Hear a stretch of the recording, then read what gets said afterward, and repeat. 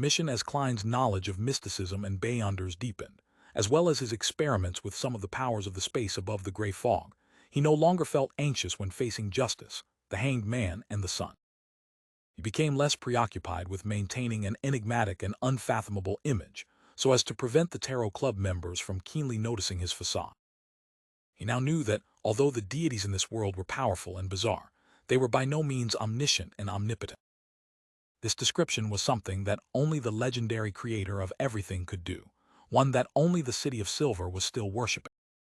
The deities had their limitations, and the deities could also be put into tough situations. That was something Klein could now confirm. Be it the Book of Storms or the Revelation of Evernight, they more or less touched upon this. Therefore, at the recent tarot gathering, Klein was consciously building character traits, slowly shaping himself into a restricted powerhouse who, for some reason, couldn't move freely but was almost a deity. This way, even if he occasionally showed that he didn't understand certain things and occasionally asked for help, it wouldn't arouse the suspicion of the Tarot Club member. Of course, the premise of all this was that, through his previous attempts, and through the power displayed by his adorer, Azek, he had undoubtedly embedded the image of a deity-like existence into the minds of Justice, the Hanged Man, and the Sun. Phew, I hope that this building of character traits will succeed. That way, I won't have to worry about not being able to answer their questions in the future. Of course, things that are part of general knowledge still have to be known, and I shouldn't show fear. Klein tapped the edge of the ancient table and said with a chuckle, "I want to issue a mission." Mission? Audrey's ears pricked up slightly as her eyes widened. She was astonished, expectant, and perturbed at the same time. She clearly remembered that this was the first time that Mr. Fool had officially issued a mission. Although he had previously made a few requests, they all involved prepaid rewards. It seemed like he had randomly selected missions to conform to the principle of equal exchange. This time, he used the word issue. As a telepathist, Audrey was already very good at reading the hidden meanings behind words. At the same time, she keenly realized that, although the Hanged Man appeared to remain unperturbed, he was actually abnormally tense. As for the Sun, he seemed to be muddle-headed, treating this as a very normal thing. You can choose to accept it or not. With the help of his clown's powers, Klein's tone sounded much more relaxed. Another adorer of mine has arrived in back. He wants to finish a matter, but it's not convenient for him to show himself. Another adorer, the Hanged Man nodded, seemingly in thought. He wasn't surprised at all. In his eyes, for a powerful godlike existence like Mr. Fool, possessing many adorers was a matter of fact. I wonder what the sequence number of Mr. Fool's adorer is. Well, I still owe his previous adorer a reward, even though Mr. Fool's reward was paid by Mr. Hanged Man, and he doesn't really care about money. I did pray for help at that time. Furthermore, Rear Admiral Hurricane was killed by that adorer. His adorer would still need some funds for their activities, Audrey thought with some guilt. Frankly speaking, 30,000 gold pounds and a large plantation was an enormous amount of wealth to her, but that alone didn't have any significant effect on her life. It's good having it, but it didn't matter if I didn't. Well, I might feel the pinch a little, Audrey nodded to herself earnestly. As a teenage girl who wasn't considered an adult yet, ignoring the large plantation, she actually didn't have absolute control over the remaining 30,000 pounds. She could only go with her father's arrangements, purchasing some stocks from Backland Munitions Corporation, and invest in a company that was attempting to spin off some of the technology in ironclad warships for commercial ships. The amount she ultimately received, and could be used as an allowance, was only 5,000 pounds. However, her fixed annuity had increased by at least 2,000 pounds from its original range of 15,000 to 25,000 pounds. Seeing that Justice and the others hadn't spoken, Klein issued the mission. The task he wants to be completed is the assassination of the Inti's Republic ambassador to the Lone Kingdom, Backerland Jean Madden. Assassinate the Inti's Republic's ambassador. Audrey lost her composure as she asked in surprise. This would cause conflict between the two countries and might even be an act of war. As a qualified aristocratic lady, her first thought was about international foreign affairs. As for why Mr. Fool didn't do so himself, she found the answer obvious. Which mighty figure would always be helping their subordinates? After the kingdom suffered defeat at the east coast of Balam, the king didn't personally set off. At most, the general would be replaced and new troops deployed. Rumor has it that His Majesty wanted to set off for the front line, but was stopped by the nobles and officials. Alger was only mildly surprised by the task. His focus was on another matter.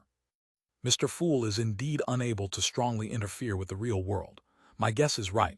I wonder to what extent can he influence us after establishing our connection? Can he easily take one's life away? Alger, a little pleased with himself, began to let his thoughts wander. Derek blanked out listening to the conversation. What's the Intis Republic? What's an ambassador? These words sound so strange and yacht. Klein swept his gaze around and maintained his casual attitude. Which one of you is willing to accept this mission? What kind of reward do you want? I can't convince myself to kill an innocent man for no reason. And it could very well lead to a disaster caused by war. Audrey, who wanted to raise her hand, hesitated.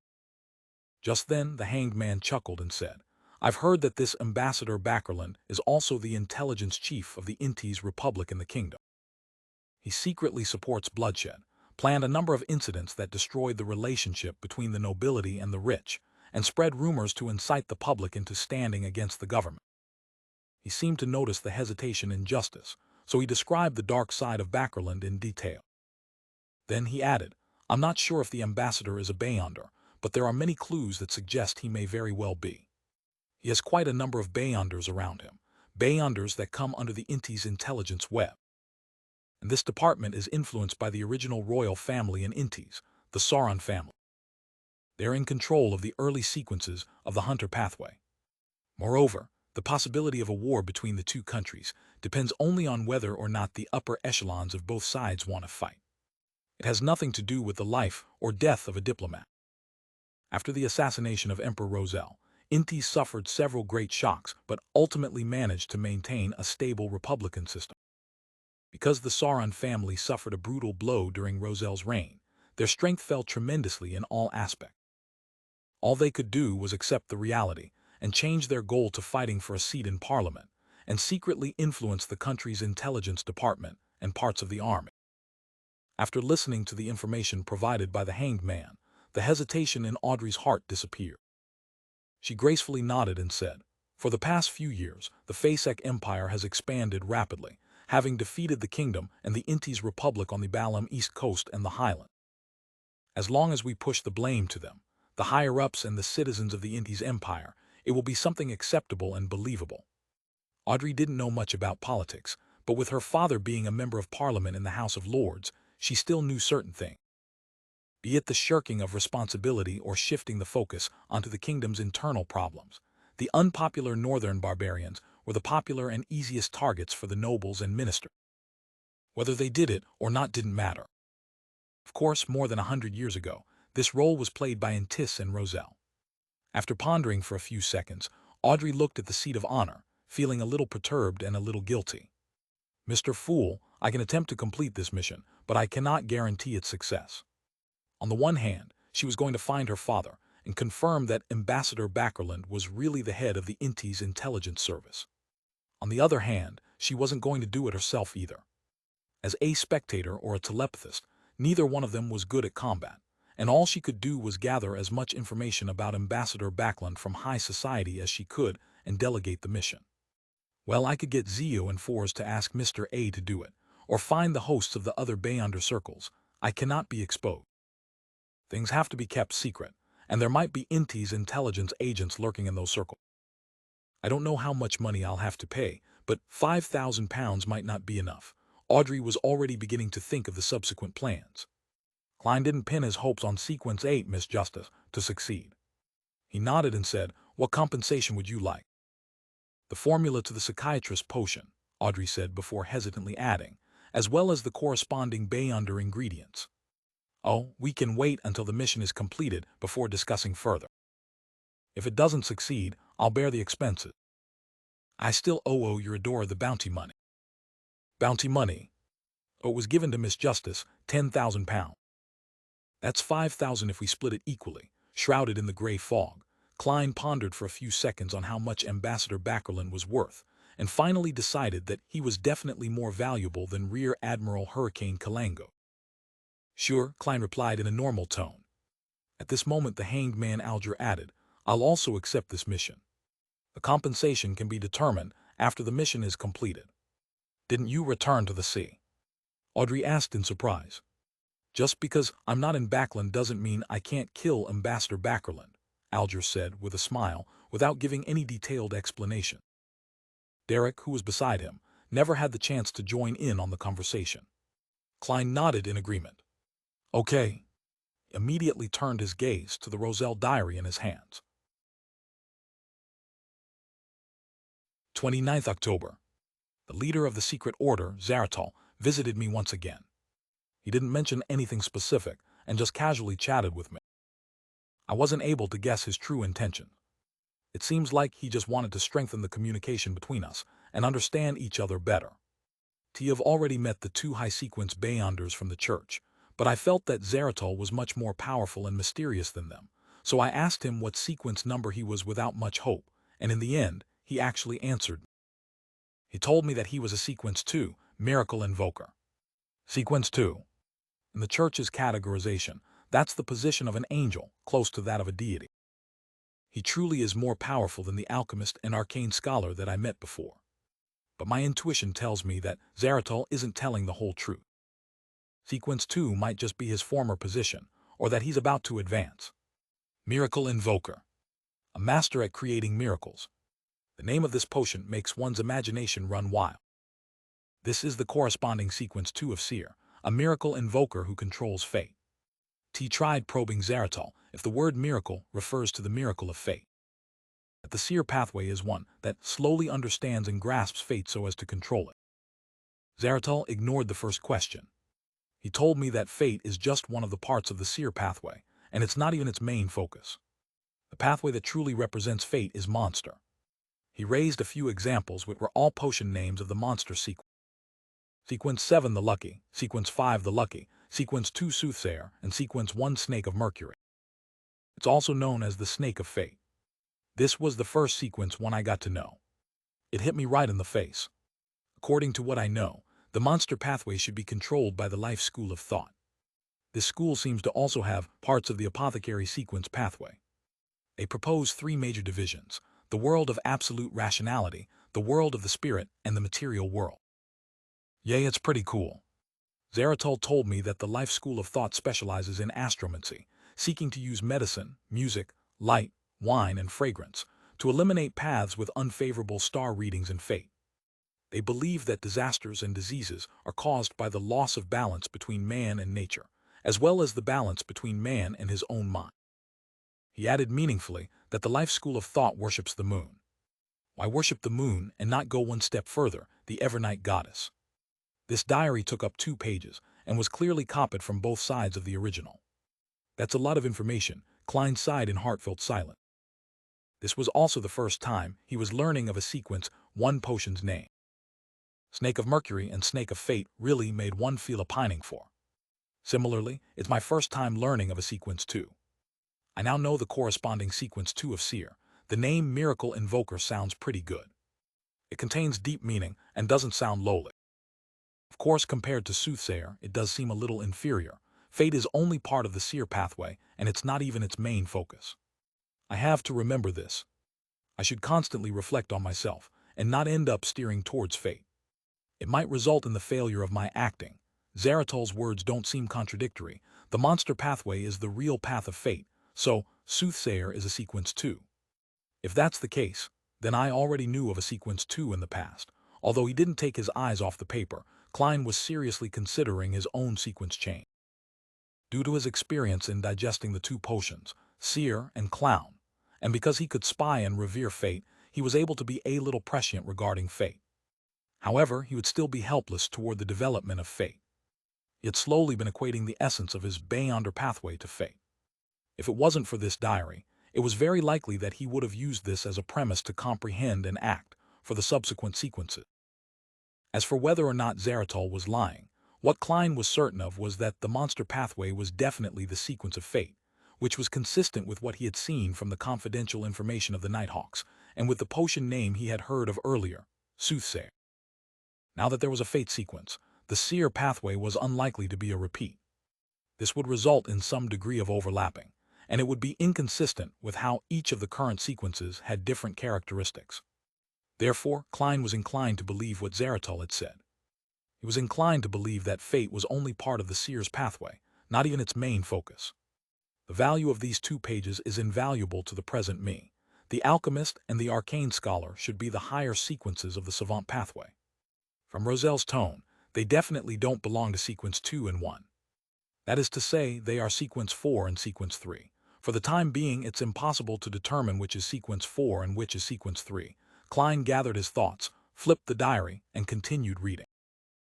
As for why the life school of thought only worshipped the moon and didn't believe in the evernight goddess which symbolized the crimson moon, he was unable to ponder too deeply about it due to the lack of information. The 3rd page was Roselle's recount of inventing a practical steam engine. At times, he was afraid of suffering crackdowns, and at other times, afraid that the fruits of his labor would be seized by powerful figures. His words displayed his fear of being persecuted. Think that even Emperor Roselle, who thought of himself as the protagonist of an era, would have such a perturbed and worried side to him. The corners of Klein's mouth twitched as he flipped to the 4th page of the diary. 18th April. Matilda is pregnant. TT's to be expected, and I can even tell you exactly which love-making session she conceived in, because I felt a decrease in my Beyonder characteristic. Once the conception is successful, my own Beyonder characteristic will follow a mysterious connection, and part of it will be transferred to my child. After that, I asked Archbishop Fan Este worriedly. He told me that this is a normal phenomenon. For sequence 7 and below, Beyonder characteristics will not be passed on to the next generation, but it isn't absolute. Sequence 6 and 5 will naturally pass down a portion, but it will not affect the parent's strength. As for the child, they would be born with certain Beyonder powers, close to that of sequence 9. But as a result, their pathway is basically fixed. At high sequences, the inheritance of Beyonder characteristics is something one can control. One can choose to pass down or not, or one can even choose to pass down just a little bit, a third, half, or all of them. In other words, the children born from high-sequence Beyonders might be born as Beyonder. As for the sequence number, it's up to either one of the parents to decide. I wonder if the descendants of the deities are like this as well. After reading the diary, there were only 2 phrases in Klein's mind: law of Beyonder characteristics indestructibility and law of Beyonder characteristics conservation. Is the law governing the survival of Beyonder creature?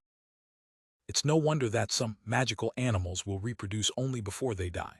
It's no wonder there would be the phenomenon of increased killing and bloodlust after childbirth. The target would be of their own race or even their partner. This is to supplement their Beyonder characteristics. According to this logic, if we trace this all the way back, where did the earliest Beyonder characteristics come from? Produced out of thin air. From the creator who created everything. Since Miss Justice had already advanced to telepathist, Klein controlled the urge to nod and continued to leaf through the pages. The 5th page was Roselle's criticisms about how no one could enjoy his pop music and thought that he was making noise, while at the same time, he mused how refreshing stories was a common pursuit of different people from different worlds, and that the popularity of the novels he plagiarized from the Count of Monte Cristo allowed the newspaper he founded to flourish. Emperor, is there anything else you haven't done? With a smile, Klein turned to the 6th and final page.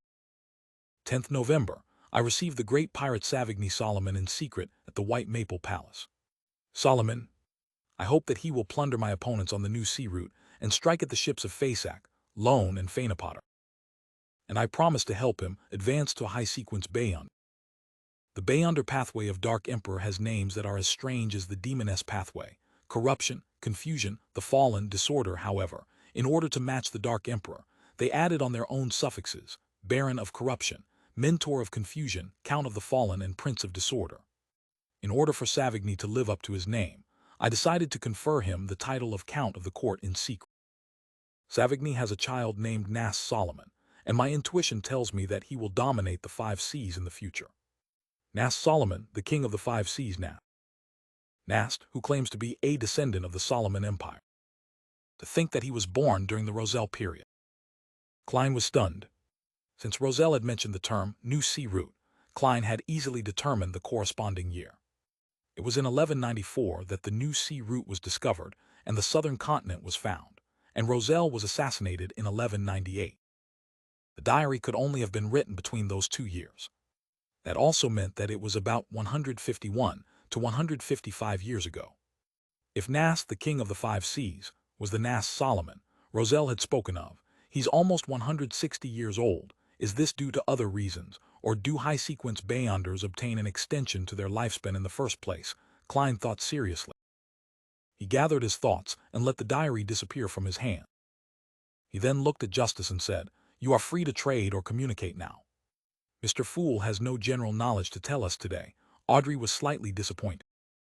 She turned her gaze to Sun and said, "Can I exchange information related to the dragon from you?" She clearly remembered that Mr. Sun called the spectator pathway the dragon pathway, and that he said it originated from the dragon race. "Sure. I want the sequence 8 potion formula for Bard," answered the son, Derek, who had been silent all this while, in hesitation. He had wanted to use this as an exchange for information on the world where Justice and the Hanged Man were living, so that he wouldn't always be confounded by what he heard. However, seeing that his process of digesting the potion was nearing completion, he still made his advancement his top priority. Imagination. Audrey wasn't surprised by the son's request. Since the acting method had proliferated in the City of Silver, then the amount of time that had passed suggested that it was likely that he was close to the end of his digestion period. Seeking the subsequent potion formula was definitely one of his highest priorities. I wonder how the bard acts. Sing poetry every day. When encountering combat, dodge to the side and use his singing to bring courage and strength to his companion. Or perhaps he would first bless himself before charging forward with a hammer or sword raised. I wonder if it will bring about an improvement in his singing ability. If it's possible, then he would definitely be an outstanding singer or opera singer, Audrey thought with great interest. She purposely didn't express her stance in a hurry, so as to not let the son raise the price again. This wasn't something she learned from her tutor or from the Beyonder gatherings she had attended. It was purely a technique she had developed herself after she had advanced to become a telepathist. It will try my best to find the sequence 8 potion formula corresponding to the Bard pathway, but it won't be today. Are you satisfied with this condition? Audrey said in deliberation, before looking at the seat of honor at the ancient table. We can seek Mr. Fool's help to bear witness to this agreement. At that moment Klein laughed and replied, Miss Justice, perhaps I can provide the light suppliant formula for you. Audrey's eyes lit up as she quickly nodded slightly. No problem. Then what should I use to exchange with you?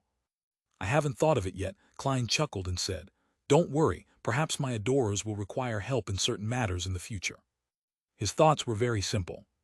If he allowed Miss Justice to obtain the formula of light suppliant in her Beyonder circles, then wouldn't the knowledge he had stolen from the eternal blazing sun at the cost of near immolation be for naught? At the very least, it would be wasted at the Tarot Club.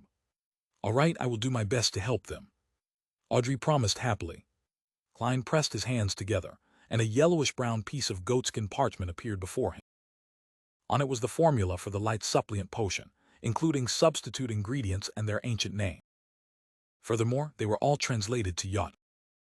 Main ingredients: a piece of brilliance rock or powder of dazzling soul, blood of a mirror hedgehog or the heart of a magma titan. Supplementary ingredients: a golden-edged sunflower, 3 drops of aconite juice. With a gentle push, the goatskin appeared in front of the sun. Although he could pray to Mr. Fool to recall the formula, even if he forgot it completely, Derek still diligently memorized the formula. It took him quite a while before he said, Miss Justice, we can talk about the dragon. Mr. Fool, I seek your permission to speak with Mr. Sun alone. Audrey quickly raised her hand.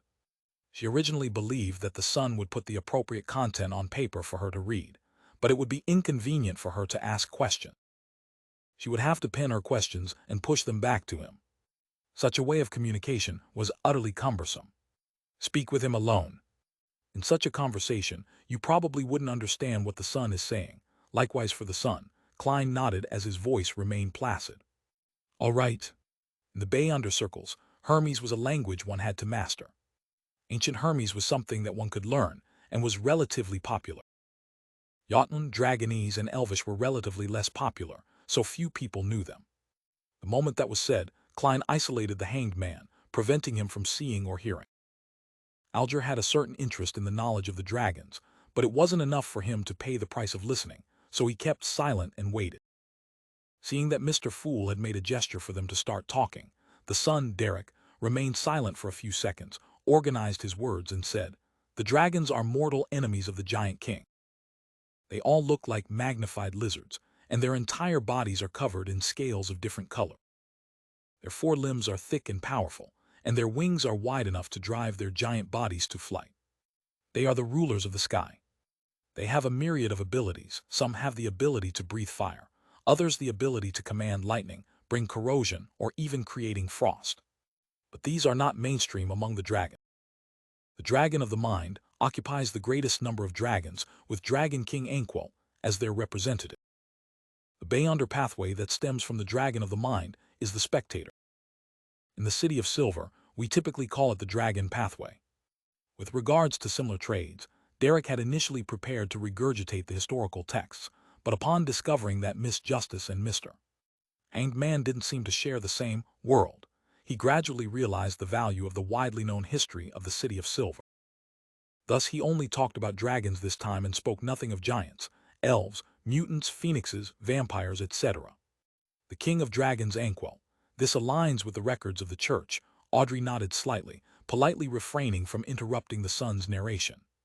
Derek recalled the contents of his textbook and said, "Back then, the most powerful and most terrifying dragon was the Dragon King Anquel, also known as the Dragon of Imagination. Apart from it, his son, Ulzu, had blanketed the sky as well, overlooking the famous powerful figures across the land and sea. Its name was the Dragon of Nightmare. Regarding the Dragon of Imagination Anquel, there was a legend that whatever he imagined would manifest. The kingdom he imagined would definitely descend upon the material world. The future, it declares, would definitely play out and become reality." This Klein suddenly frowned. If it wasn't for the fact that Justice Audrey was focused on listening to the son, she definitely would have noticed his abnormality, even if he was covered by the thick gray fog. The description made him think of sealed artifact 008. A declared future would definitely play out. They share similar characteristics. Klein leaned back in his chair. He looked relaxed, but in fact he was even more focused. Dragon of Imagination. How cool, that's the mark of a deity. Audrey's eyes lit up when she heard him, filled with excitement and anticipation. Derek paused for a few seconds before continuing.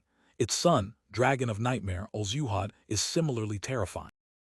It can control the hearts of every living creature and make them act according to his will. And these living creatures will find it hard to sense it, believing that their actions were of their own will.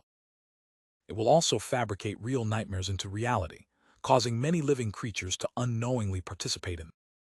It would then give them the cruelest and shocking end. Legend has it that it especially loves mischief, that it will let a prince kiss a princess to wake her up, but the princess has already mostly rotten away. It will make ordinary girls wear dancing shoes and dance in front of the prince, but find themselves unable to do so until their deaths.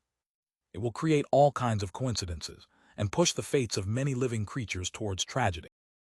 All kinds of coincidences. This sounds even more like a 008. Of course, I don't know much about the sealed artifact. Klein resisted the urge to stroke his chin as he made himself look like an immutable ancient well.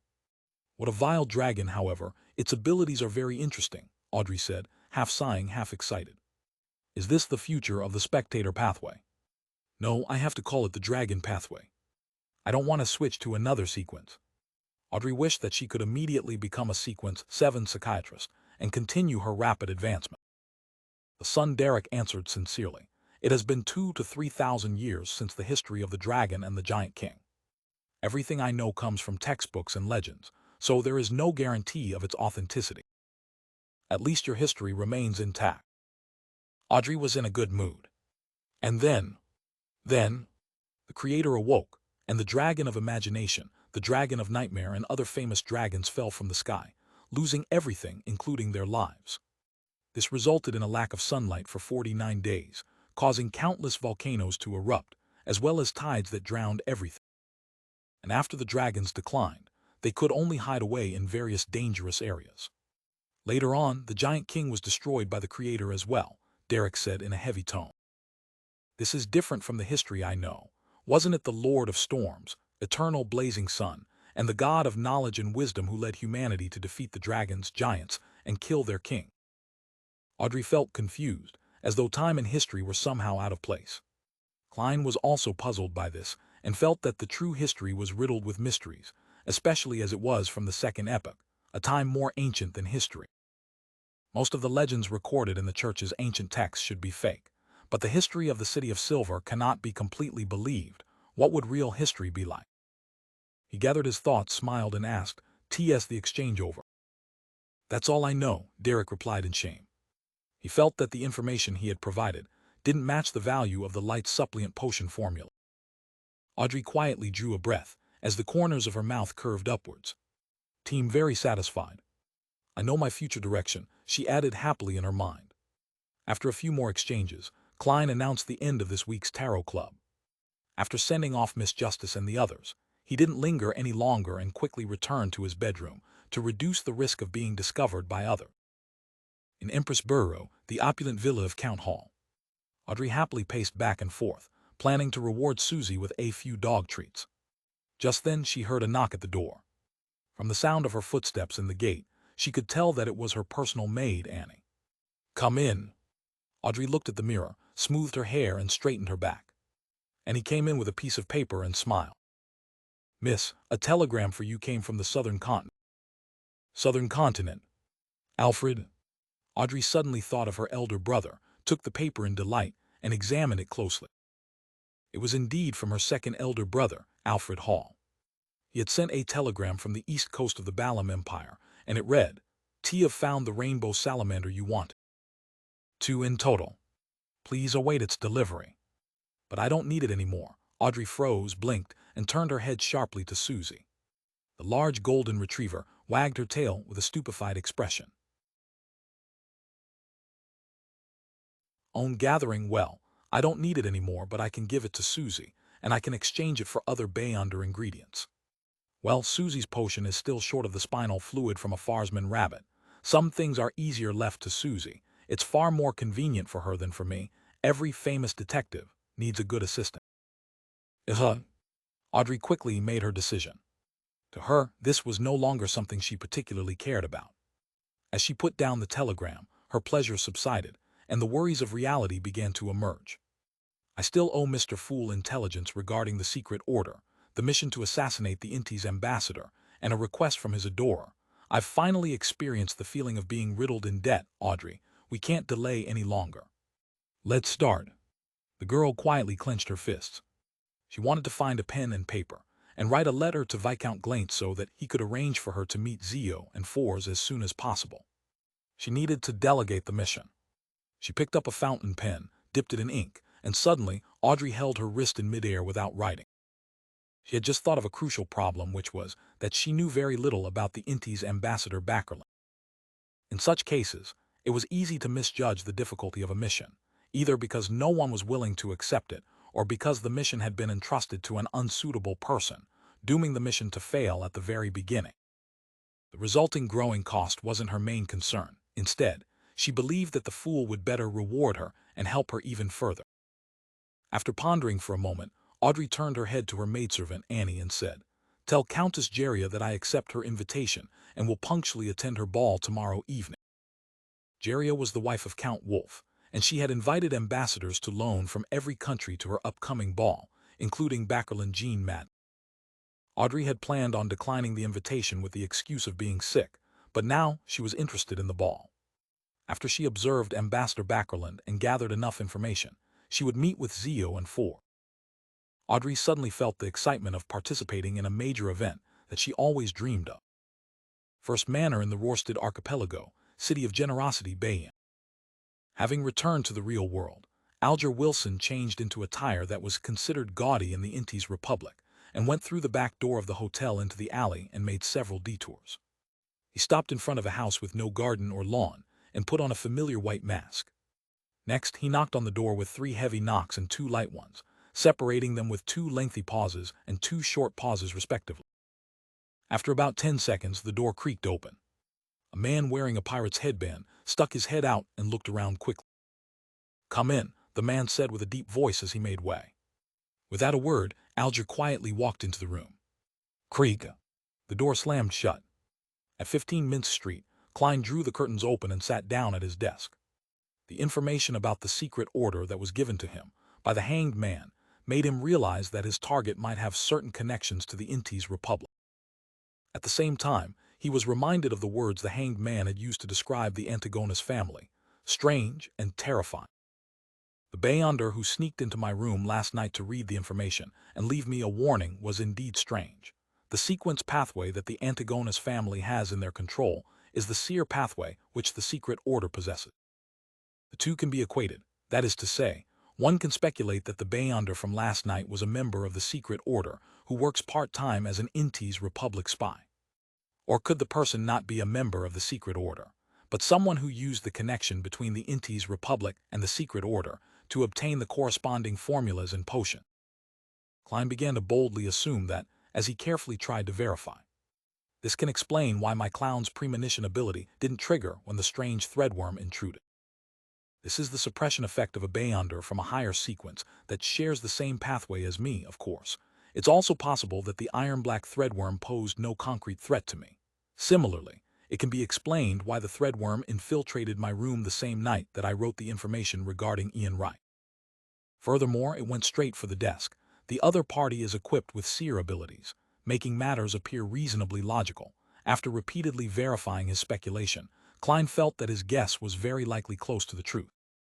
If the person in question is a relatively higher sequence beyonder from the seer pathway, what sequence number would he be? And what would the potion name be?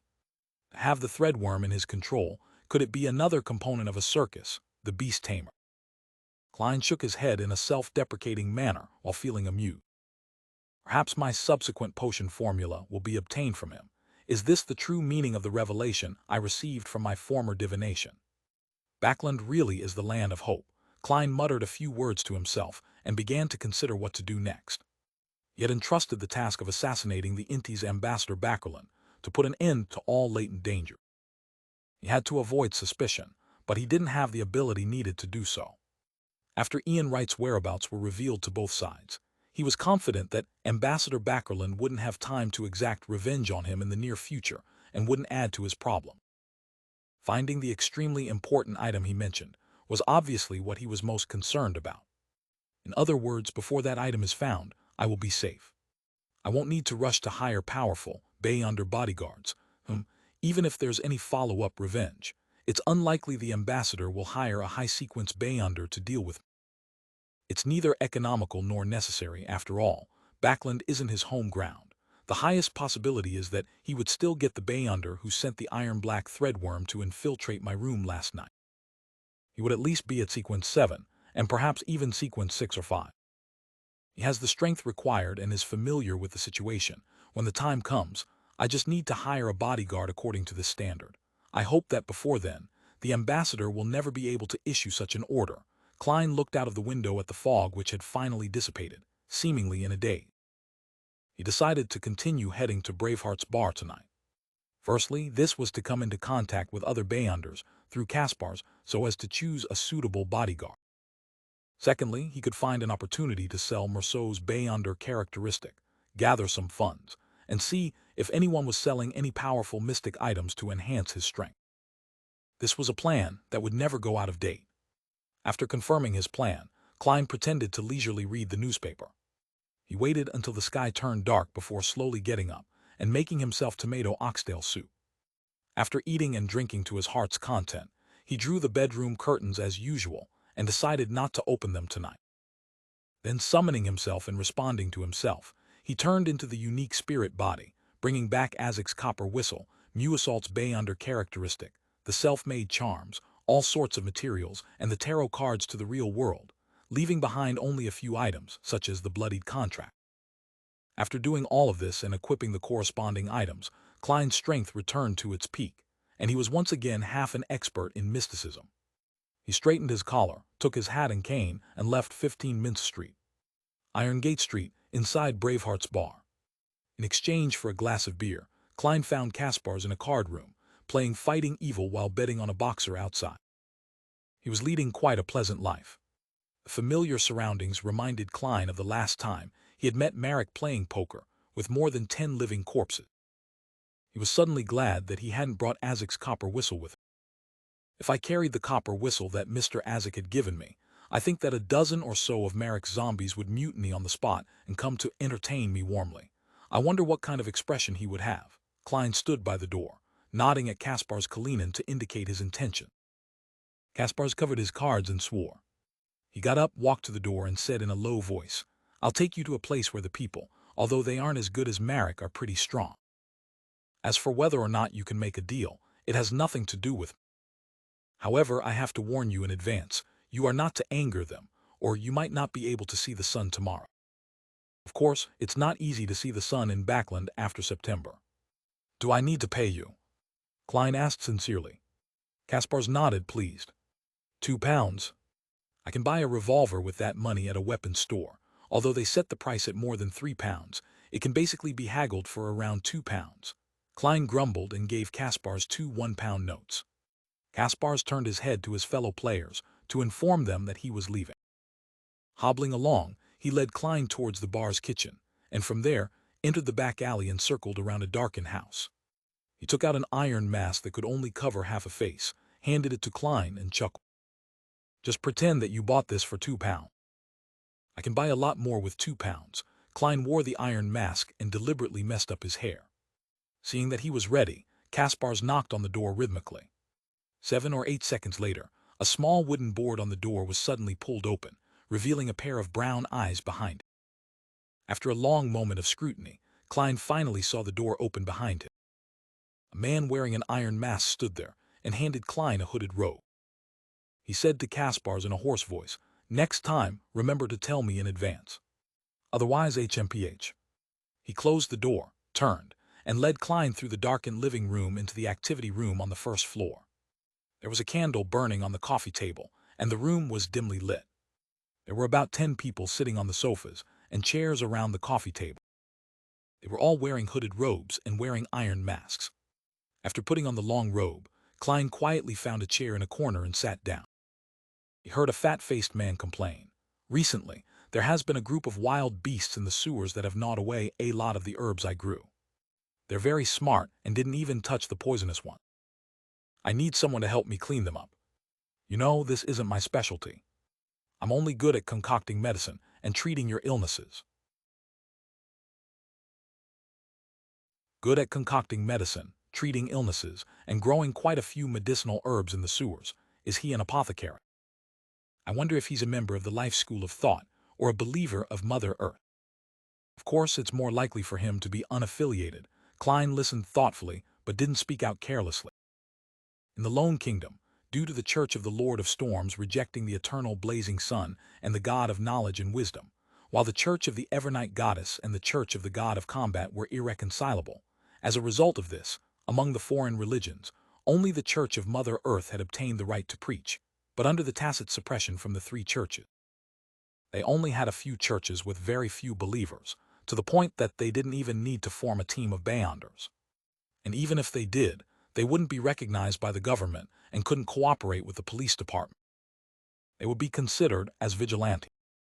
According to the confidential information of the Nighthawks, the Church of Mother Earth had 2 sequence paths in its control, planter and apothecary. However, the latter was apparently incomplete. The suspected apothecary didn't have his hood on. He revealed a black iron mask on his face, but it only covered the part above the bridge of his nose, making the quivering fat on his cheeks appear to stand out. Repeat, I need someone to clean up the newly appeared beast in the sewer. I only need the area around Backland Bridge cleaned up. Payment will be with 4 bottles of my precious medicine.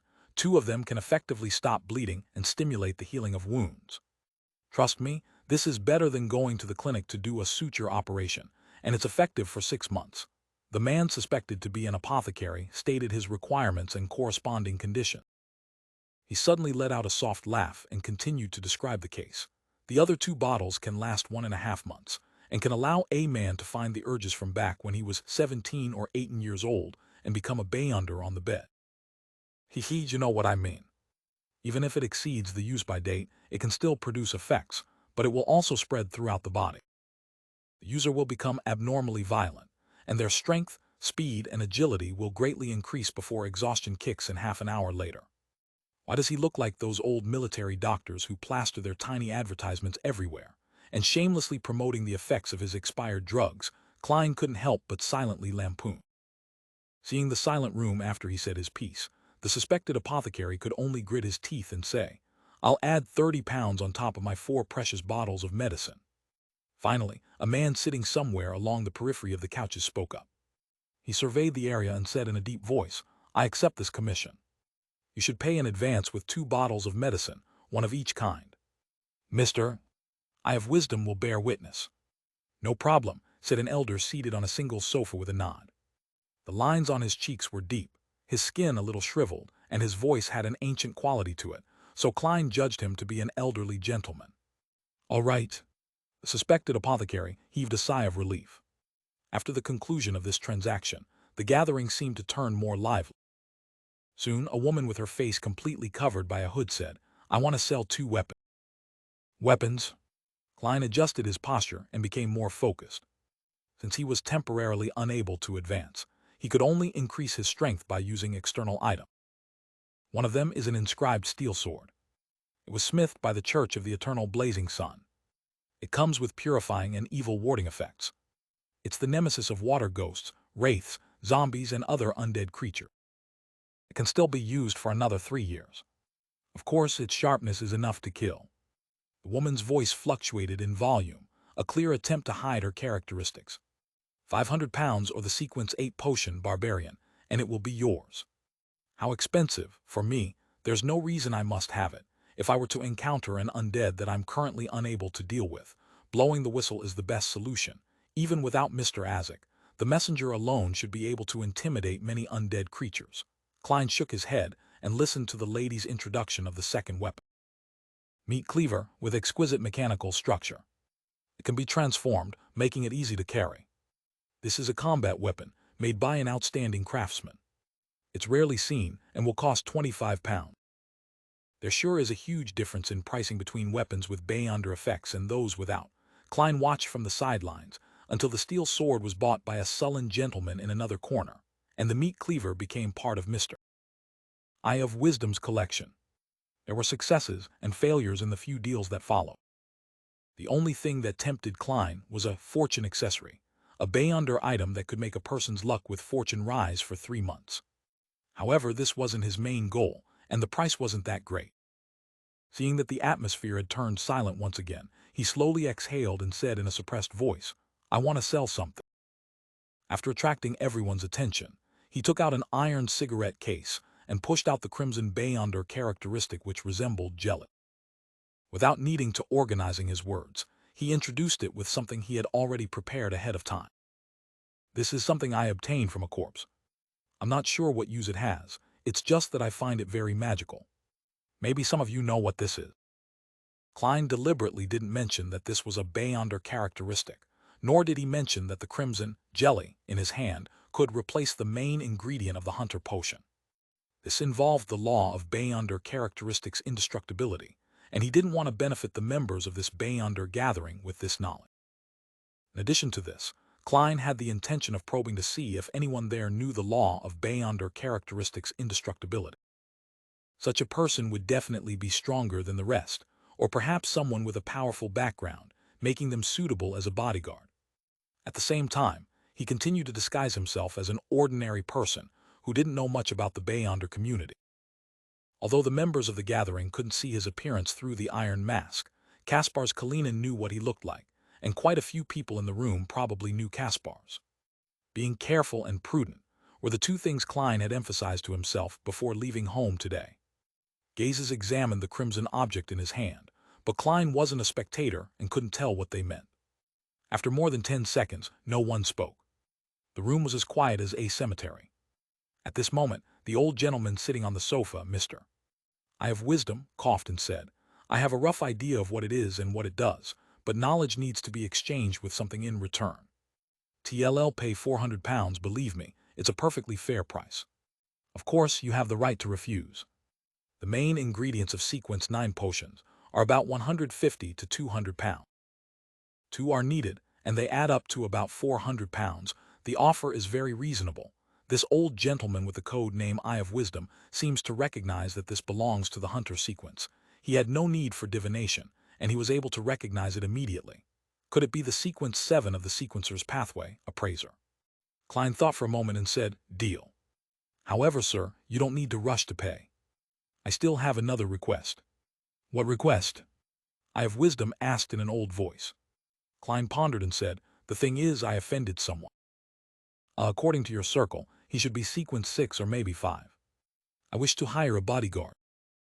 Sequence 6, maybe sequence 5. Why don't you just die quietly?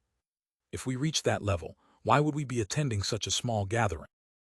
The suspected apothecary blurted out with a bit of a sneer in his astonishment. Although the other members of the party didn't say anything, from the looks of it, no one planned on accepting the request. Their thoughts were similar to those of the suspected apothecary. Eye of Wisdom chuckled and said, maybe you don't know our circle well enough. People at sequence 6 or sequence 5 are very, very powerful and terrifying people. Yes, there have been many cases of a lot of sequence 8 and sequence 9 Beyonders killing someone that strong, but those are events that are still very hard to replicate.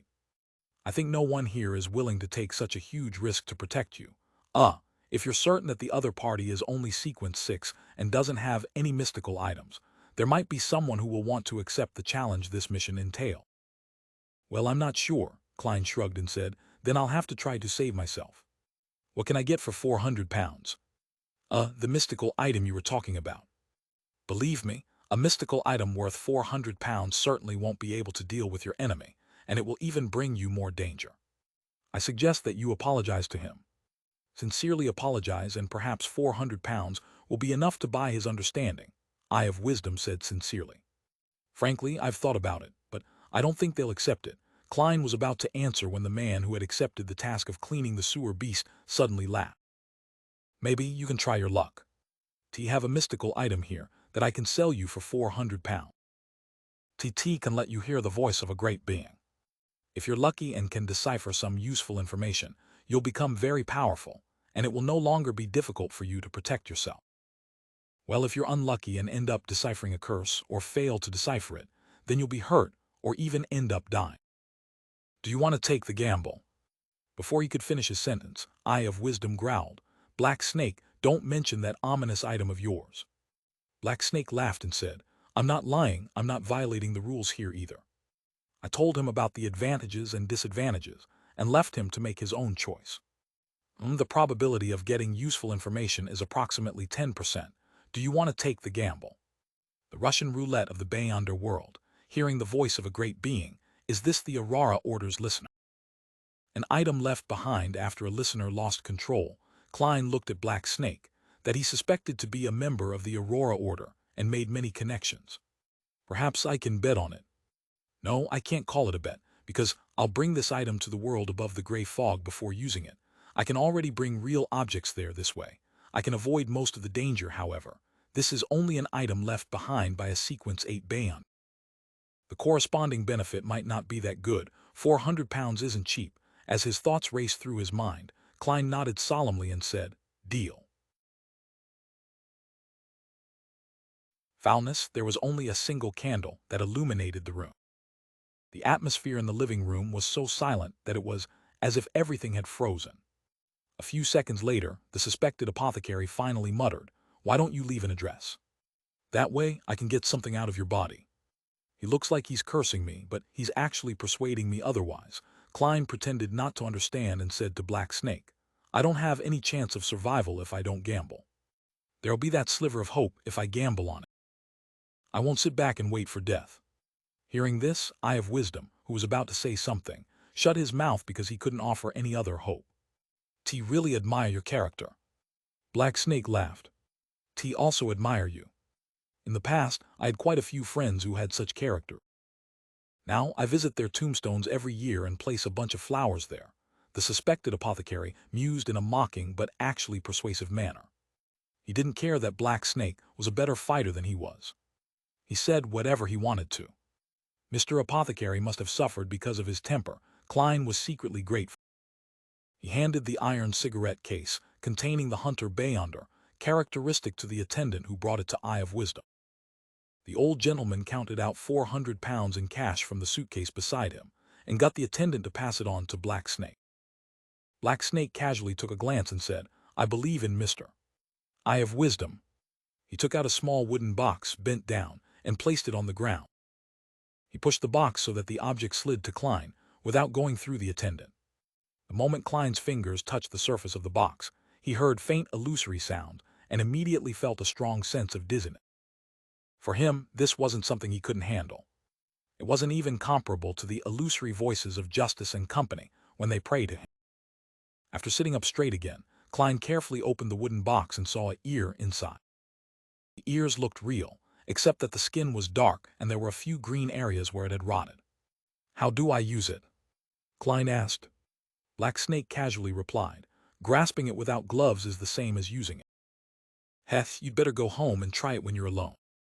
Klein didn't ask any further questions. He closed the box and put it into his pocket. He deliberately smiled bitterly and said, "This makes me dizzy." After a short moment of silence, the suspected apothecary suddenly shouted, "I want to buy Spring of the Elves' marrow crystals. Who has it?" As his voice echoed in the air, no one answered. The apothecary smacked his lips and mumbled, "Seriously, there's no answer every time this is asked." "Maybe you could book a cruise to Sanya Island," Eye of Wisdom quipped. The Spring of the Elves was also known as the Sanya Golden Springs, and one could tell from its name where it came from. The Spring of the Elves was a commonly seen liquid, and was an object with rich spirituality. However, the marrow crystals were considered Beyonder ingredients and not easily purchasable. After that, there were a few failed transactions at the gathering. Eye of Wisdom clapped his hands and said, "Let's end it here today. According to the convention, we leave one by one, each separated by 3 minutes. Leaving one by one, each separated by 3 minutes, this is to prevent the gathering members from being tailed and robbed." When Klein received the signal from Eye of Wisdom, he stood up and, guided by the attendant, left the activity room and went to the door. He took off his hooded robe and handed it back to the attendant before following the path in his memories back to the back door of the Bravehearts bar.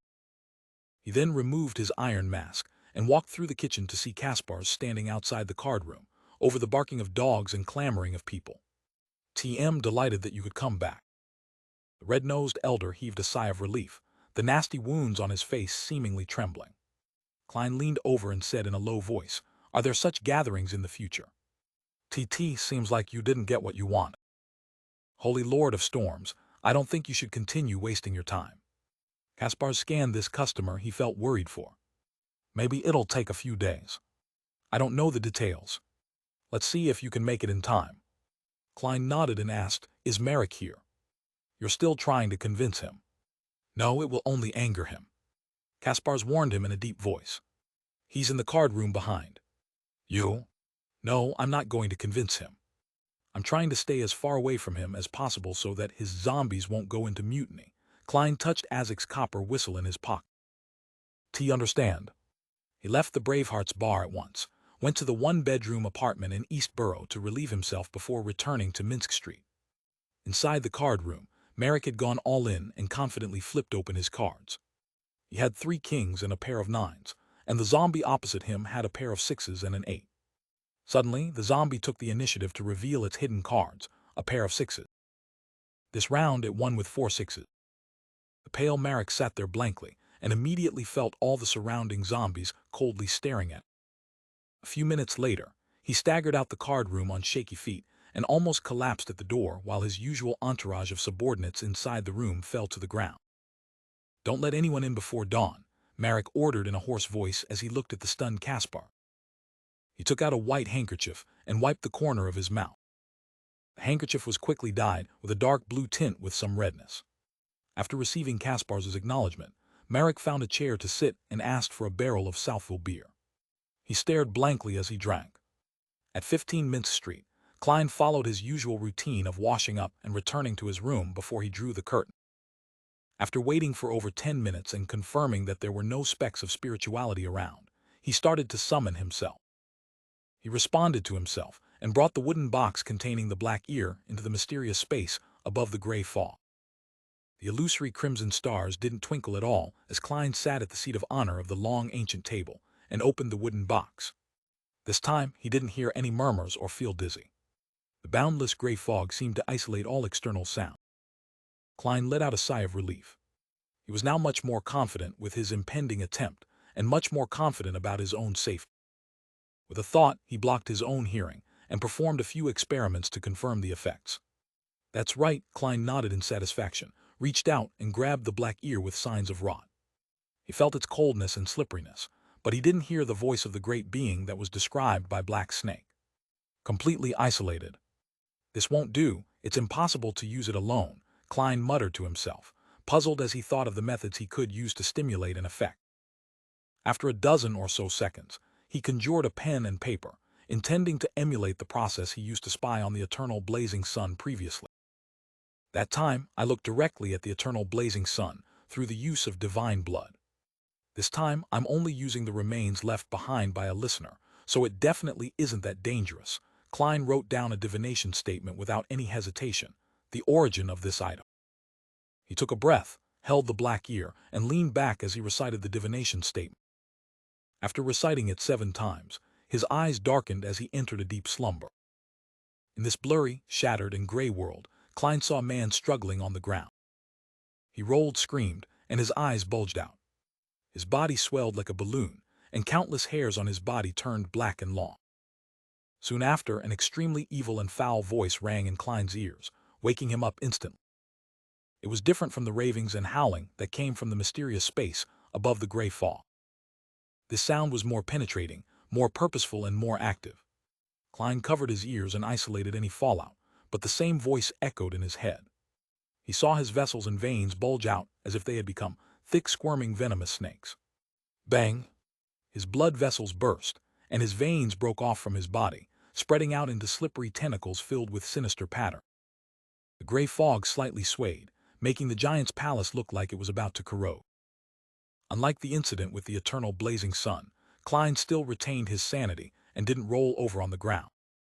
He gripped the handrail tightly and endured the pain. After a few seconds, the slightly swaying gray fog regained its calm, and the evil voice that echoed in Klein's mind completely died down. One tentacle after another fell to the ground, and his wounds began to rapidly heal. Interacting with deities is truly a dangerous matter. Regardless of the method, thankfully, I didn't face the true creator directly this time. If not, I'll have remnants of madness and signs of losing control and would affect my body in the real world. Klein weakly leaned back into his chair and silently mocked himself. This process was within his expectations, and it didn't go out of his control. The only thing that surprised him was that the true creator appeared to be slightly stronger than the eternal blazing sun. Just as Klein's thoughts were about to wander off, he saw the black ear in his palm suddenly crumble, turning into tiny specks of black light. It has become a pure Beyonder characteristic. Amidst his confusion, he saw through the corner of his eyes that the sinister patterned tentacles were still twitching on the ground. They were the aspects of madness and loss of control that had been stripped from his body. These tentacles gradually turned transparent and were about to disappear. A flash of brilliance came to Klein's mind. He scattered the tiny black light specks in his palm at those slippery tentacles. An illusionary black gas rose up and turned into a sky that constantly streaked with lightning. The background was extremely dense and gloomy. All of this quickly disappeared from Klein's eye. On the surface of the iron-black charm on the ground were many symbols, magic labels, sinister patterns, and twisted path numbers. Klein bent down and picked it up, with the feeling that what was sealed inside were howling maniacs. With the help of his divination techniques, he was able to barely decipher the use of this charm from its revelation. It was to let the opponent hear a terrifying roar, infecting them with madness. As for the final result, it depended on the target's ability to resist such attacks. If the target was strong, then they might benefit from it, but the price was becoming a devout believer of the true creator, and if he was weak, he would collapse on the spot, dying amidst tragic cries. I'll call it language of foulness, Klein muttered and said an incantation to activate it. Early Tuesday morning, Klein woke up naturally and prepared 2 slices of toast, a piece of butter, a serving of bacon, and a cup of coffee before leisurely reading a newspaper while having breakfast. With the terrifying language of foulness charm, he was much more at ease. He was no longer as tense as he was before. Klein finished flipping through the Backland Bulletin, picked up the Tussock Times, and saw a news article on the second page. At 2 o'clock this morning, there was a fierce gunfight at Red Brick Alley in the East Borough. According to the police, it is suspected to be a clash between 2 gangs, one of which is the notorious Z-Manger gang. The Z-Manger gang, Red Brick Alley in the East Borough. A thought occurred to Klein as he left the dining table and found the map of Backland. With just a glance, he noticed that Red Brick Alley wasn't far from Bacardi Street. Furthermore, Ian Wright had previously appeared at the telegraph office on Bacardi Street. Was Red Brick Alley where Ian Wright was hiding? Was the violent conflict between the military special department and the intelligence staff of the Intis Republic? I wonder what the result will be. Klein picked up the last of the bacon, put it in his mouth, and chewed it slowly. He had informed both sides about the divination the previous morning, and they had already locked onto Ian's location that very night, which implied quite a high level of efficiency. After taking a sip of coffee, Klein put down the newspaper and fell into deep thought. Suddenly, he heard the tinkling of the doorbell. Who is it? Klein wiped his mouth with a napkin and headed for the door, puzzled. Could it be a new commission? For the past few days, I've been out and about because of the Inti's ambassador. I wonder how many jobs and potential clients I've lost. It's such a waste of my advertising money. If this goes on, my finances will be stretched to the limit. Klein suddenly thought of something and opened the door. Standing outside were two ladies, one of them being Mrs. Sammer, who wore a dressing gown. She had intricate makeup on her face, making her look more beautiful than at home, and nothing like she was in her 30s. The other lady wore a wide-brimmed hat with a black tartan veil, and a darker, more fluffy dress. Detective Moriarty, I have a friend who needs your help. Stellan Sammer held onto her veiled hat, but there was no hint of a smile in her blue eye. Please come in.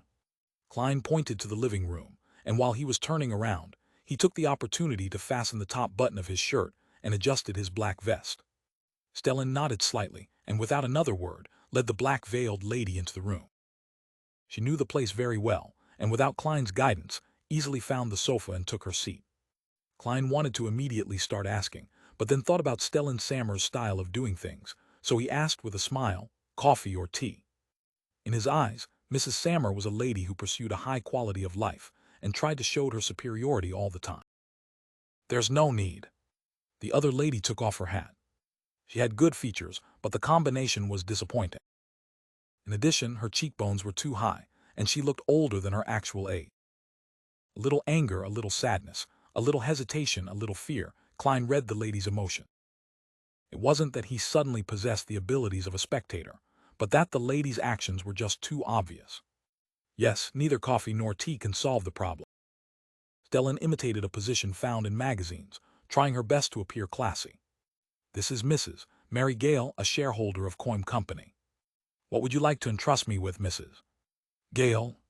Klein sat down on a single-seater, leaning forward slightly and resting his arms on his thigh. Don't call me Mrs. Gale. Just call me Mary. Mary Gale pursed her lips. I wish for you to tail my husband and confirm if he has a mistress. It's best if you can obtain material evidence. As a result of the Church of the Evernight Goddess's active push for years, the Lone Kingdom was more radical in its marriage laws than the other countries, such as Fasak, Intis, and Lemberg. It stipulated that those who committed adultery had to pay a financial price for it, which meant that the adulterer would be at an absolute disadvantage during the division of property. I've heard that at least 4 out of 10 of the other private detectives are investigating extramarital affairs. I didn't expect that I would receive such a job too, Klein said thoughtfully. Material evidence is not easy to obtain. TLL lend you the latest portable camera, Mary replied without any hesitation. As long as you have the evidence, I will pay you £10. If you only confirm that he has a mistress, you will only receive £3. You mean the so-called portable camera, that's about 2/3 the size of my head. £10, this isn't a low price. Mr. Klein has been focusing on entrepreneurship and knew about the latest camera. He hesitated for 2 seconds before saying, all right. But you have to provide me with detailed information about your husband and his regular activity. No problem. Mary paused for a second before gathering all her strength to say it. Thank you for your help. I hope you won't tell anyone else about this, Stellan reminded him. Hearing this, Klein immediately sighed. I'm a person who upholds confidentiality, and I often get into trouble for that. In the lobby of Count Wolf's house, men and women were dancing amid violin tunes. Audrey was carrying a glass of pale gold champagne when she, accidentally, bumped into the Intis Republic ambassador to Lone, Backerlin Jean Madden.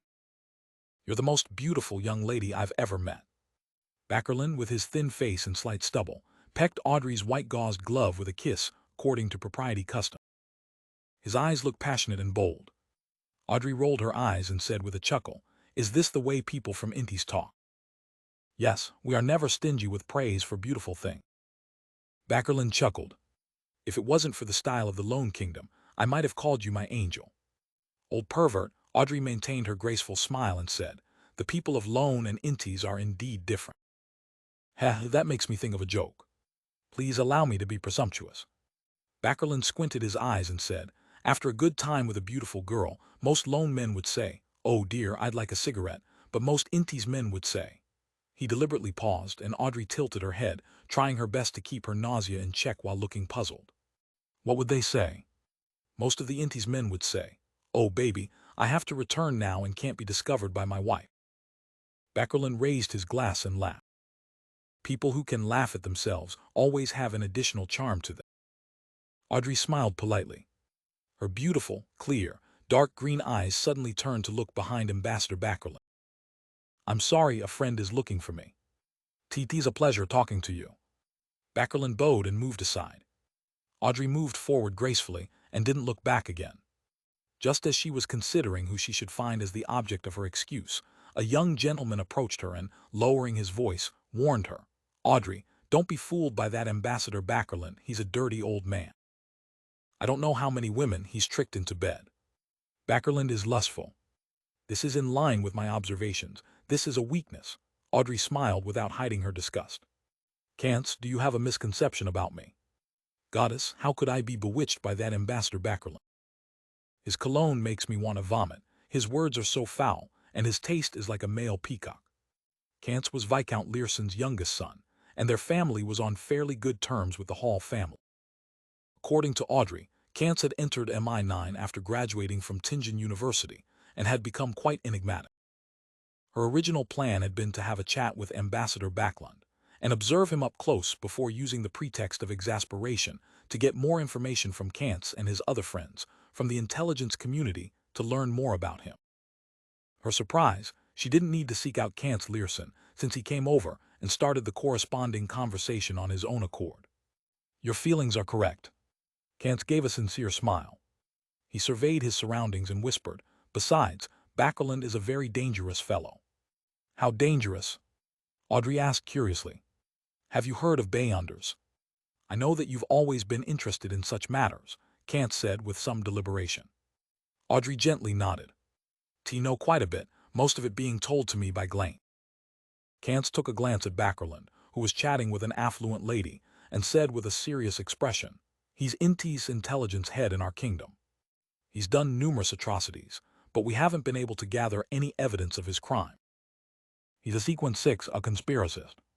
He didn't go into details with an outsider like Audrey, nor did he mention that conspiracist was part of the Hunter pathway. However, Audrey was already aware of this. She feigned naivety and sighed. "He's really amazing. He has an assistant in the shadows, one that has perhaps reached Sequence 5. In addition to that, all of the Inti's intelligence agents in the kingdom are under his management. Many of them are Bayonders. Unfortunately, we only know a few of them," Cance added in passing. "Don't be too happy if Backerland praises you either. It's not what he truly thinks. He just wants to use this opportunity to gather more information." "I don't like what you're saying." Audrey looked up at the ornate chandelier and thought for a few seconds. "T.S. Backerland very smart. You haven't managed to get any incriminating evidence. He truly is good at scheming, but he also has a lot of problems. He likes to chase after women and loves the feeling of romance.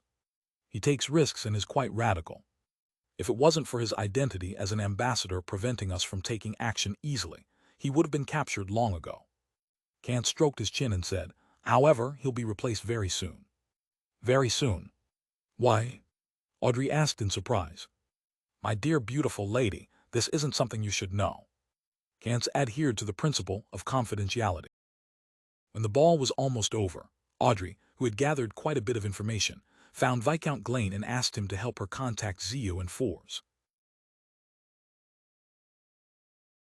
Adulterous Act Wednesday morning, across from the Coin Company in the Sherwood Borough.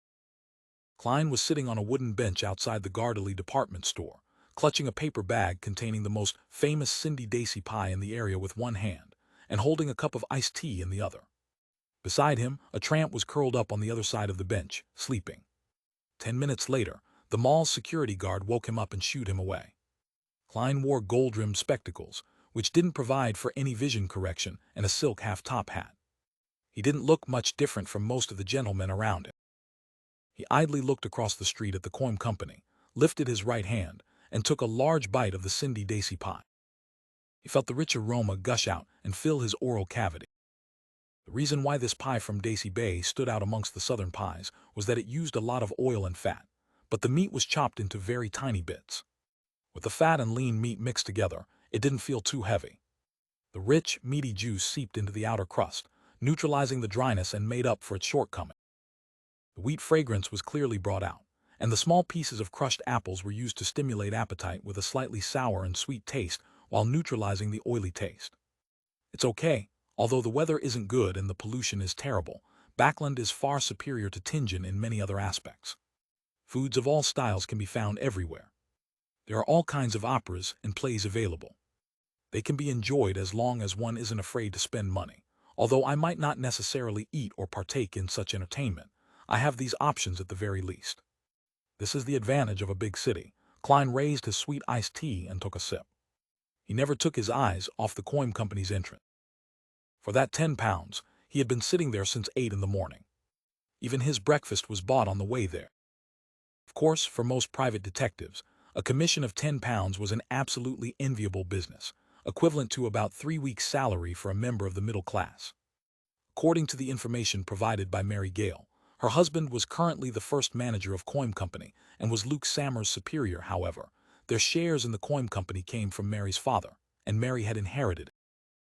One of the immediate reasons she suspected her husband of having a mistress was that an employee in the company had divulged to her that Dorago Gale would leave the office on Wednesday and Friday mornings alone and only return in the afternoon. In addition, he would leave work early for 2 days a week, and Mary had never seen her husband return home before 7. After breakfast, Klein waited another hour plus before seeing his target walk out of coin. He was wearing a black top hat, a double-breasted tweed coat, and a standard bow tie. He was slightly fat, with yellowish temples, slightly brownish eyes, and a slightly long face. Dorago Gale, he silently recited his target's name, stood up, picked up his cane and his heavy portable camera, and crossed the road. Instead of getting his carriage driver to pick him up, he stood by the side of the road and looked around for a rental carriage. Klein took the opportunity to cross the road and arrive beside him. Pretending to be careless, he bumped into his target. "Sorry, I'm quite lost." Klein bowed his head in apology. Dorago frowned, but remained silent, waving his hand to indicate that it didn't matter. Klein bent down, bowed, and walked to the end of the street. He didn't run into Dorago in order to steal his belongings and use the dowsing method to easily track him.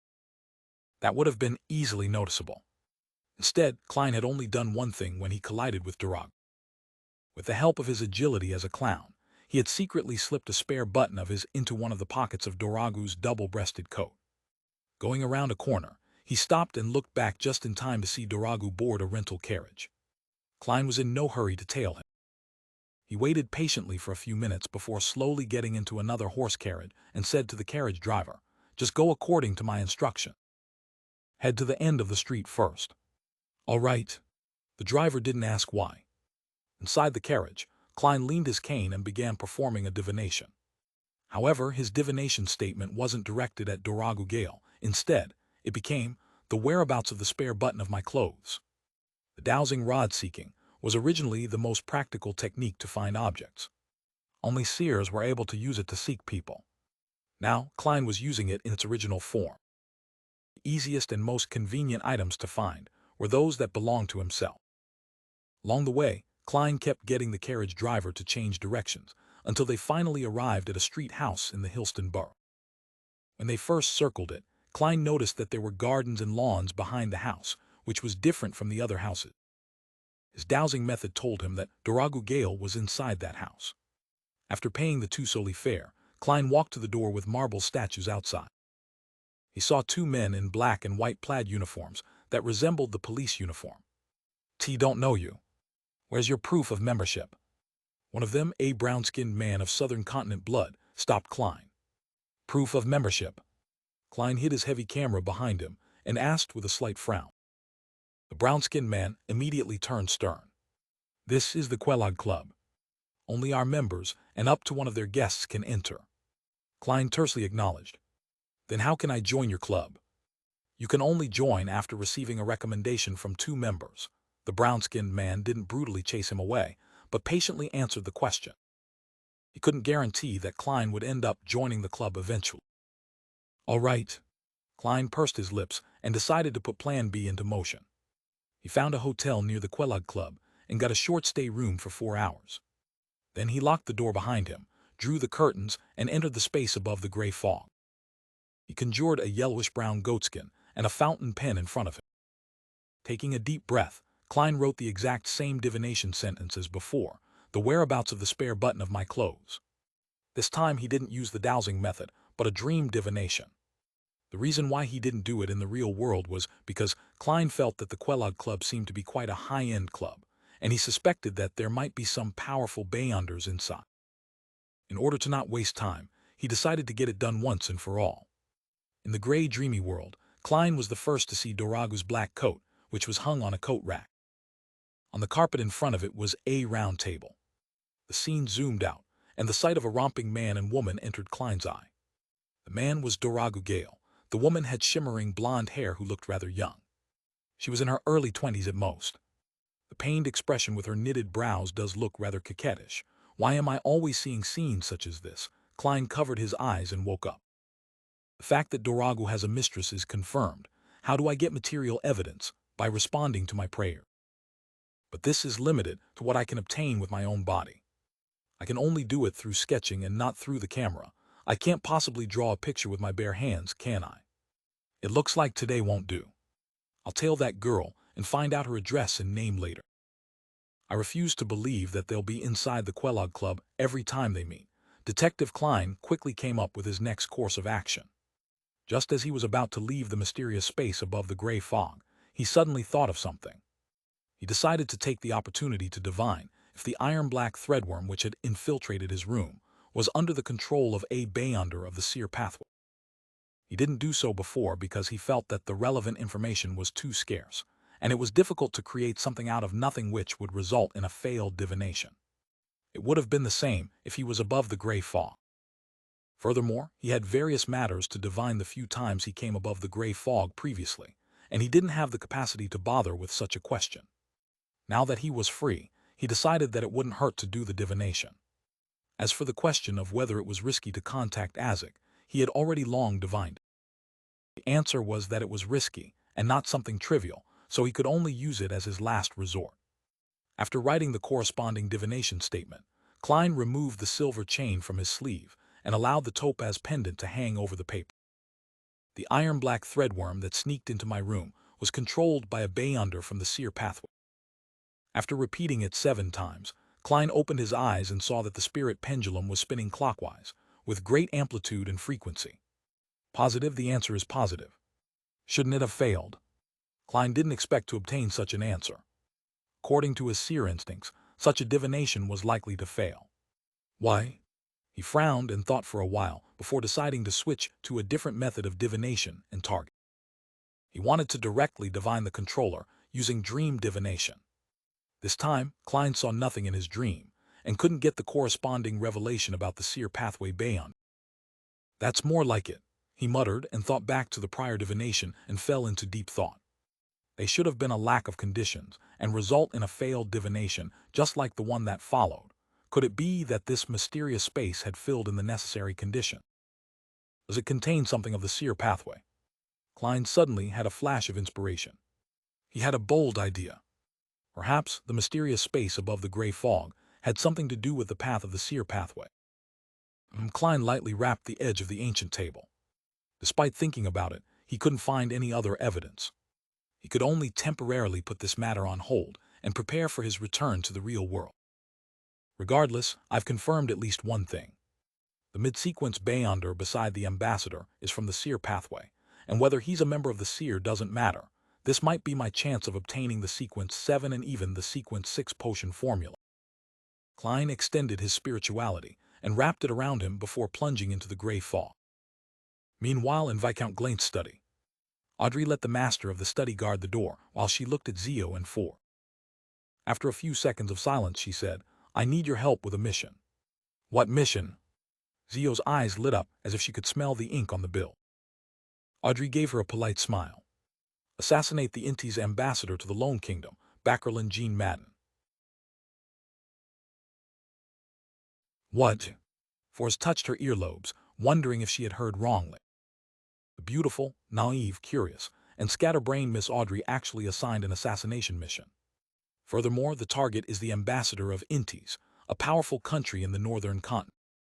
Zio was slow on the uptake as she hesitantly said, Our strength I isn't enough to complete this mission. The first thing she considered was the difficulty of the mission. Audrey ignored her question and allowed her to imagine the reason. She said with faint dimples showing, I'm not asking you to take the job. I just wish for you to find a Beyonder with the strength to complete it. For example, Mr. A, I'll pay you 4,000 gold pounds for this. Of course, this is only my initial offer. The details are negotiable. If it eventually succeeds, I'll pay you 500 pounds. Even if the mission ends up failing, you will receive 200 pounds due to the risk you have taken. Her uninvested annuity and the rest of the bounty was around 13,000 pounds. However, any large utilization of it would certainly attract the attention of Count Hall, and even the Varvet Bank would investigate. She had calculated that 5,000 pounds was the tipping point, and it was best not to exceed it. 4,000 gold pounds. Zio heard her own heavy breathing, but she quickly became depressed, knowing full well that she wouldn't be able to complete the mission herself. Just 500 pounds to seek out other Beyonders in our names while maintaining it a secret. Miss Audrey is the most generous and beautiful Lady P I've ever seen.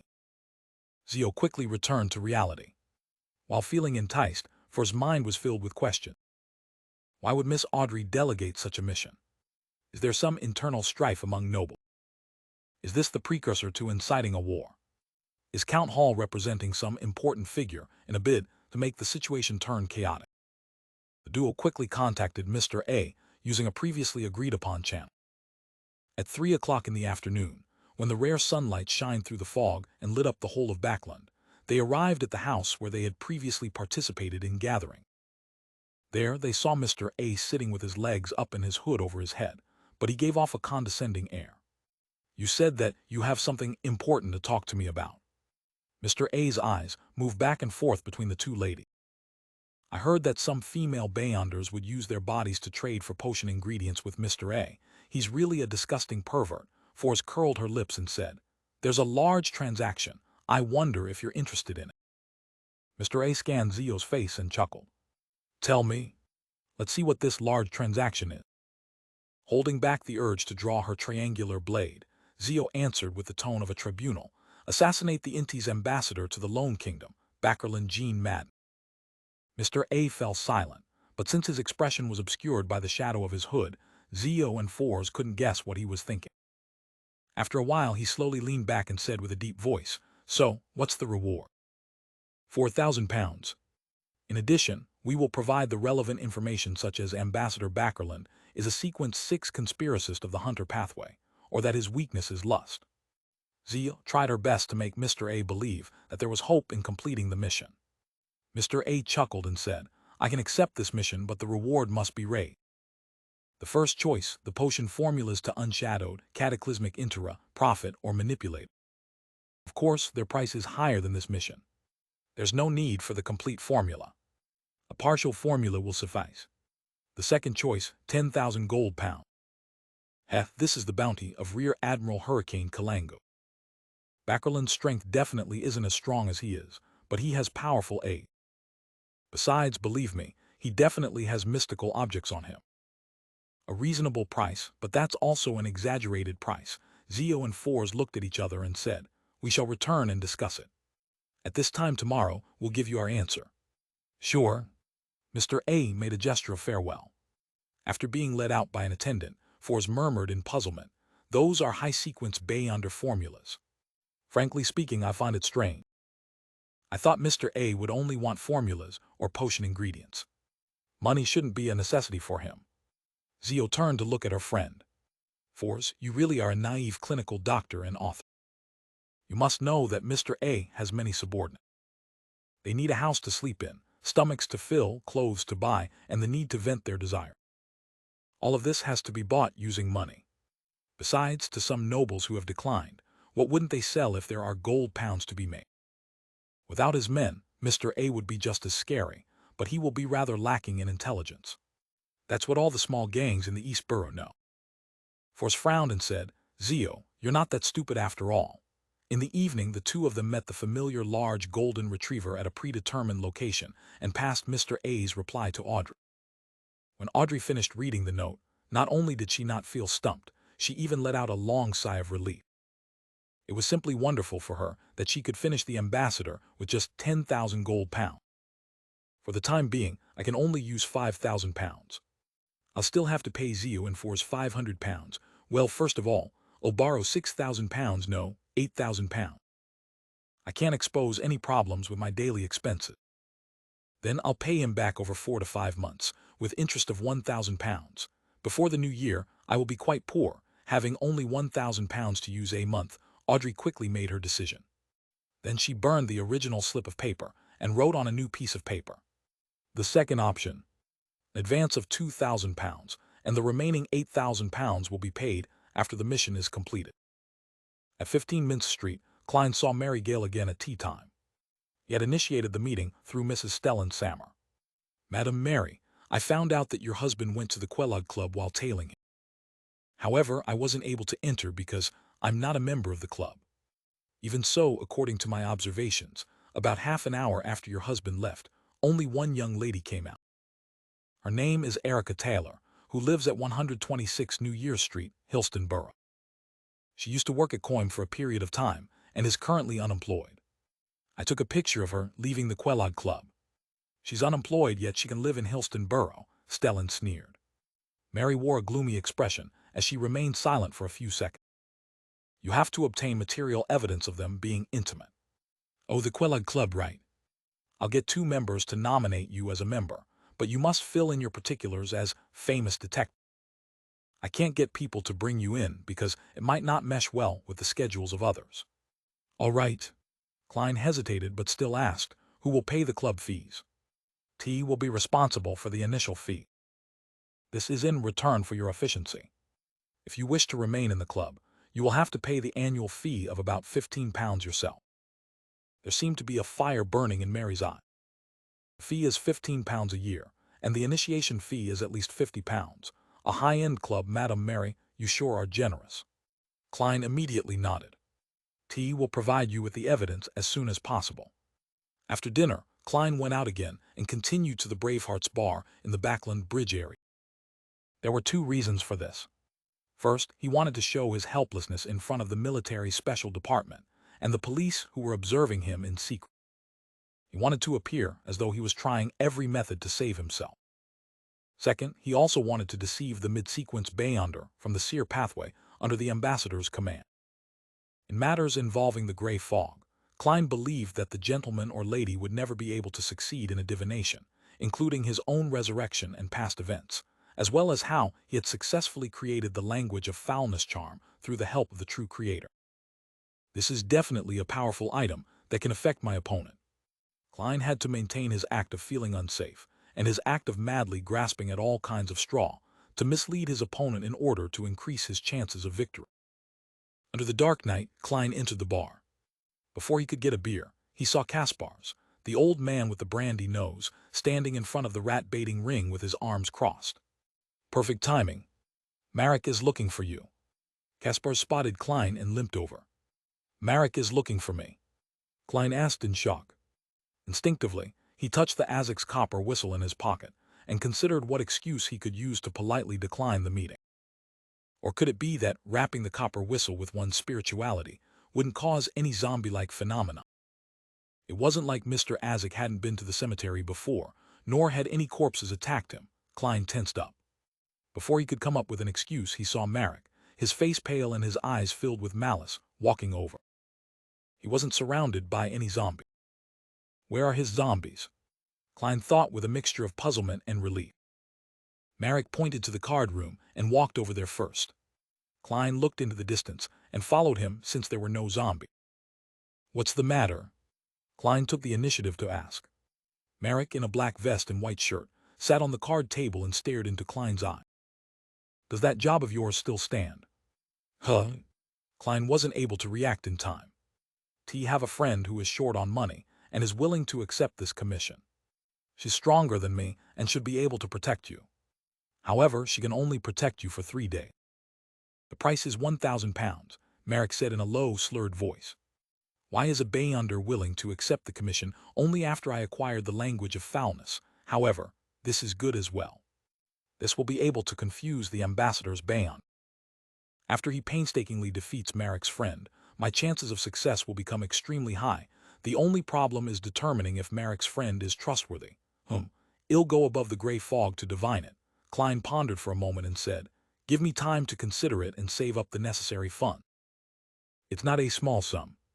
Also, it's best if the person protecting me is hidden. It must be confidential. As for the 3 days of protection, that is up to me. It's definitely within these 2 weeks. Of course, the seer would definitely be aware of it, Klein silently added. As for money, he had already considered it from the beginning. If selling Merceau's Bayonder characteristic wasn't enough, he would ask Miss Justice for money. After all, he had made the preparations. Roselle's diary still had a lot of knowledge that could be sold.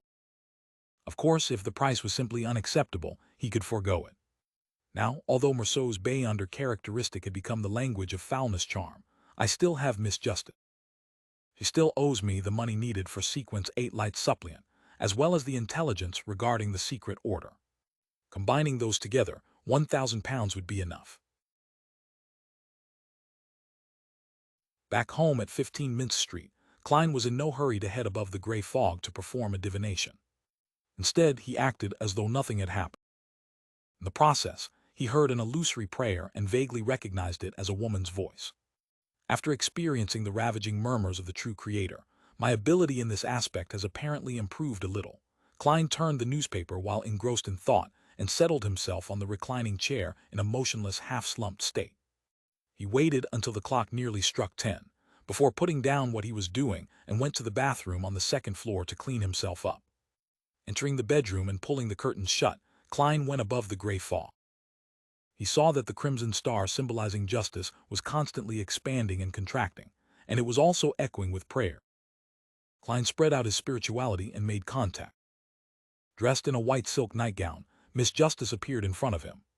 Her figure was still blurry, as if she was in bed. After reciting his honorable name, Audrey cut to the chase. Ambassador Backerland is a Sequence 6 conspiracist of the Hunter pathway. He's suspected to have a Sequence 5 assistant. After I obtained detailed information, I got someone to inquire Mr. A. He has agreed to accept the assassination mission, but the conditions are 10,000 gold pounds or any of the potion formulas of Unshadowed, Cataclysmic Intera, Prophet, and Manipulator. They do not need to be complete. A portion of the formula would suffice. He chose the former and paid an advance of £2,000. Honorable Mr. Fool, was my decision correct? 10,000 gold pounds. The corner of Klein's lips twitched as he forced himself to focus on the matter. The Sequence 5 assistant should be that seer pathway infiltrator. The first thing that should be done is to overestimate the enemy. Would Mr. A have the ability to do it? Would he neglect the job after taking the money? Cataclysmic Intera, Prophet, Manipulator, and Unshadowed are likely Sequence 4s. That is the threshold of a high Sequence Bayonder. It is very likely that Mr. A is one of the 22 oracles of the Aurora Order. To be stationed in the City of Cities, Backland, means that he's second only to the 5 saints of the Aurora Order's upper echelon. He must be the cream of the crop among the oracles. The Aurora Order wields the secret suppliant pathway, which is the direct route to the true creator. As an oracle, he has a high probability of being a Bayonder of the Sequence chain. Based on Backland's position, it can be inferred that he's at Sequencer's 5 shepherd. Of course, he could also be a Rose Bishop that's 1 sequence lower, but that would mean that he's more outstanding in other aspects, such as his intelligence. I have to remind Miss Justice that she shouldn't have too many interactions with Mr. A. The Bayonders of the secret suppliant sequence are either already lunatics exhibiting abnormalities or lunatics who have hidden their insanity well, almost without exception. Sequence 8 listeners in this sequence pathway often hear the voice of the true creator. Yes, only a lunatic would be bold enough to accept the mission of assassinating an Inti's ambassador and have the courage to complete it. I have here a portion of the Unshadowed potion formula. as well as the corresponding ritual needed for the advancement. This can save Miss Justice 10,000 gold pounds. Why would Mr. A only need the formulas of Unshadowed, Cataclysmic Intera, Prophet, and Manipulator? Are these paths that can be swapped at high sequences of the secret suppliant pathway? That's a bit too much. That makes it 5 in total. Unshadowed is from the eternal blazing sun. Cataclysmic Intera sounds like it's from the Lord of Storms or maybe the Evernight Goddess. I previously determined that the eternal blazing sun, Lord of Storms, and the God of Knowledge and Wisdom have pathways that are relatively similar, therefore, they view each other with animosity. From the looks of it, Cataclysmic Intera belongs to the Lord of Storms and is sequence 4 of the Sailor sequence. Prophet is likely from the God of Knowledge and Wisdom. Then which pathway does Manipulator belong to? It'll be interesting if they can all be exchanged with the sequence corresponding to the true creator. Yes, I cannot give the unshadowed formula to Mr. A. Not even a portion.